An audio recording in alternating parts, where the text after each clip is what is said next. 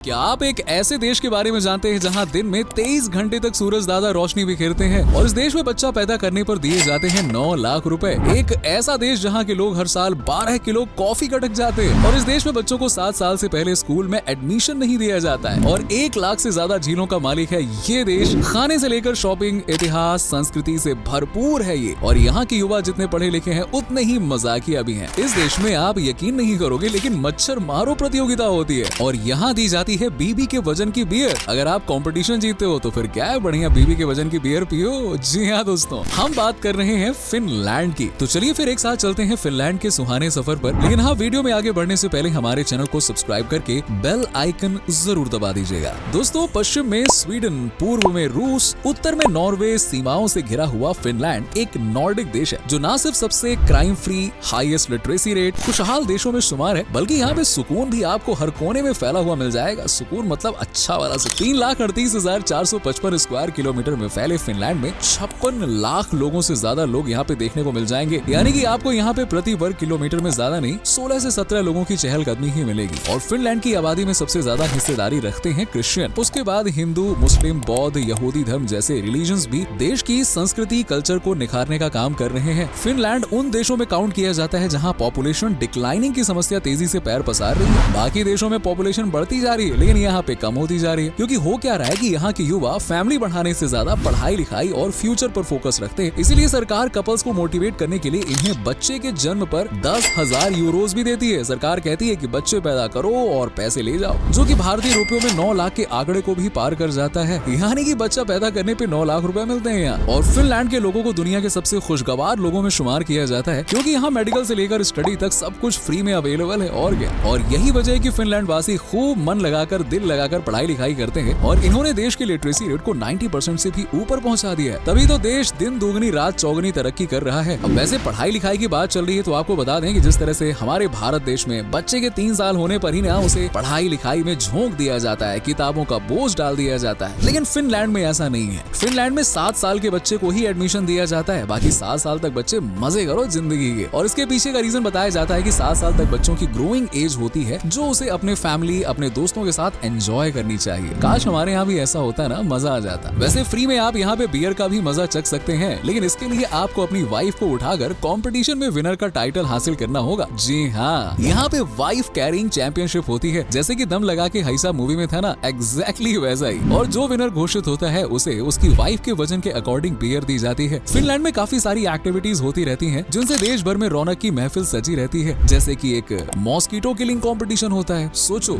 ये भी यहाँ पे होता है और ये कॉम्पिटिशन महीने में एक बार रखा जाता है और इसमें जो शख्स जितने ज्यादा मच्छर मारता है, सीधी सी बात है, वही विनर कहलाता है। फिनलैंड के कारनामे जितने रोमांच से भरे हुए हैं ना, उतना ही यहाँ का मौसम भी नटखट है। यहाँ आपको 23 घंटे तक सूरज दादा अपनी रोशनी बिखेरते हुए दिखाई दे जाएंगे। जब घड़ी की सुई 12 पर जाकर रुकेगी ना, तब आपको एहसास होगा कि हाँ, रात हो गई है, क्योंकि इससे पहले तक तो शाम जैसा ही माहौल रहता है। और इसकी वजह है कि फिनलैंड नॉर्थ पोल के पास में है, इसीलिए यहाँ कई बार 23 घंटों तक ये देश अंधेरे की चादर ही नहीं ओढ़ता है। और सर्दी के मौसम में तो यहाँ 51 दिन तक सूरज दादा के दर्शन ही नहीं होते हैं। अब बताओ भाई, एक समय ऐसा रहता है जब सूरज दादा जाते नहीं और एक समय ऐसा आता है कि जब जाते हैं तो आते ही नहीं है। ये देश गर्मियों के दिनों में जितना हरियाली से सजा, फूल पत्तियों से रंग बिरंगा नजर आता है ना, उतना ही ये सर्द मौसम में एकदम सफेद हो जाता है। हर जगह बस बर्फ की चादर होती है, घरों की छतों पर जमी बर्फ, पेड़ों पर लदी बर्फ, और फिनलैंड को एकदम शांत और ठंडा बना देती है। और इस दौरान आसमान में रंग बिरंगी नॉर्दर्न लाइट्स देखना तो अये है बस जिंदगी का सबसे यादगार पल बन जाता है। और इसी को देखने के लिए देश विदेश से सैलानी यहाँ पर खींचे चले आते हैं। फिनलैंड की खूबसूरती जितनी मन मोह लेने वाली है ना, उतना ही इसका इतिहास भी दिलचस्प है। एक समय पर फिनलैंड स्वीडन का हिस्सा हुआ करता था, लेकिन 20वीं सदी की शुरुआत में रूस के साथ में एक सिविल वॉर की चिंगारी भड़की और इसके बाद ही देश खुद को आजाद कराने की जद्दोजहद में लग गया। और 6 दिसंबर 1917 को फिनलैंड को एक अलग देश के तौर पे मान्यता दी गई और आज ये देश अपनी आजादी का जश्न 6 दिसंबर को ही मनाता है। अब भले ही अमेरिका की तरह ज्यादा पावरफुल न हो, लेकिन इस देश की पहुंच दूर दूर तक है और इसके सर पर अमेरिका का हाथ है।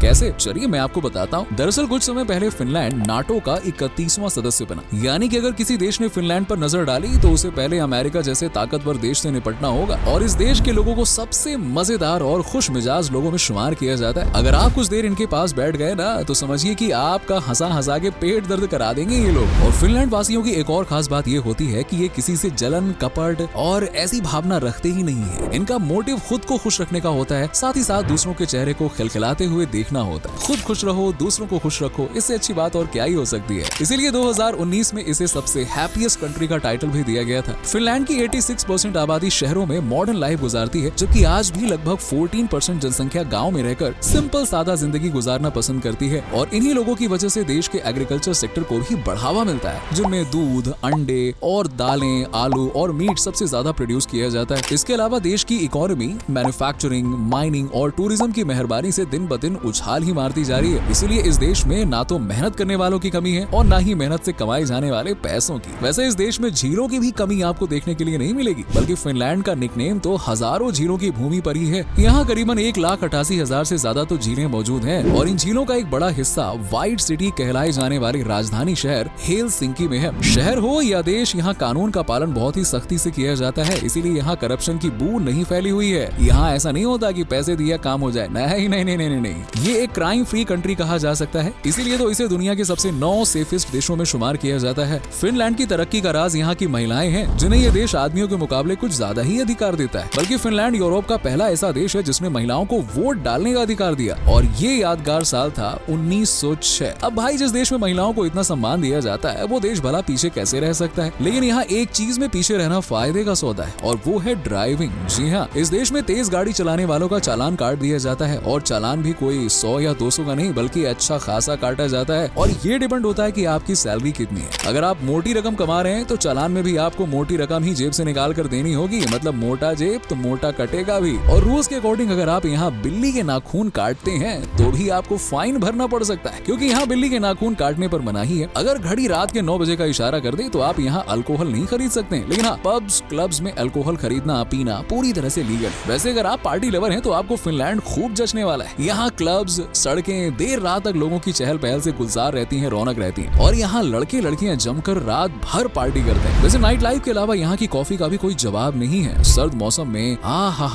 गर्मा गर्म कॉफी जब पेट में उतरती है ना, तो बस मजा ही आ जाता है। एक आंकड़े के मुताबिक फिनलैंड का प्रत्येक व्यक्ति हर साल 12 लीटर कॉफी गटक जाता है, और फिनलैंड की कॉफी का स्वाद कॉफी बीन्स तो बढ़ाती है, साथ ही दूध भी यहाँ का बड़ा प्योर और टेस्टी होता है। इसीलिए तो यहाँ के लोग ज्यादा दूध का इस्तेमाल करते हैं, और फिनलैंड आज उन देशों में काउंट किया जाता है जहाँ दूध का उपयोग ज्यादा होता है। फिनलैंड के लोग जितने खूबसूरत हैं, उतना ही इस देश के टूरिस्ट प्लेसेस भी दिलकश हैं। और जब भी घूमने की बात आती है ना, तो सबसे पहले नाम लोगों की जुबान पर हेलसिंकी का ही आता है। देश की राजधानी शानदार समुद्री तटों और खाड़ी के लिए मशहूर है। वहीं रोवानेमी भी खूबसूरती का बेहतरीन नमूना है, और फिनलैंड के सबसे उत्तरी प्रांत की प्रशासनिक और वाणिज्यिक केंद्र भी है। इसके अलावा आर्कटिकम विज्ञान संग्रहालय, Ranua wildlife park, Santa park और तमाम जगहों पर आप इतिहास से रूबरू हो सकते हैं और खूब मजे कर सकते हैं। चलिए अब चलते हैं फिनलैंड के खाड़ी की तट पर बसे एस्पो की तरफ, जिस पर कुदरत ने भर भर के खूबसूरती लुटाई है और बची कुची कसर पूरी की है यहाँ के लोगों ने। यहाँ पे आप नुक्सियो राष्ट्रीय उद्यान, Serena water park, Turku castle और अबोवा वेटस आज नोवा का दीदार कर सकते हैं। और यहाँ का मौसम तो भाई आपको यहाँ से जाने की इजाजत ही नहीं देगा। वहीं अगर स्नो शोइंग, स्कीइंग जैसी एडवेंचरस एक्टिविटीज करनी है तो आपको जाना है कटिल्ला, जो कि एडवेंचर से लेकर हनीमून मनाने के लिए सबसे बेस्ट जगह मानी जाती है। फिनलैंड के बीचेस पर बिखरी साफ रेत, क्रिस्टल सा चमकता पानी और ठंडी ठंडी हवा भी आपके मूड को एकदम फ्रेश कर देती है। और अगर एक्सप्लेनेडी की तरफ निकल गए तो बस आपकी जेब से पैसा पानी की तरह बाहर निकलता जाएगा, क्योंकि भाई ये फिनलैंड की सबसे अच्छी मार्केट मानी जाती है, जिसे मार्केट स्क्वायर के नाम से भी जाना जाता है। वहीं मार्केट की गलियों से जब आप गुजरेंगे तो खाने की महक आपको अपने पास बुलाने का इशारा करेगी। और यहाँ की डिशेज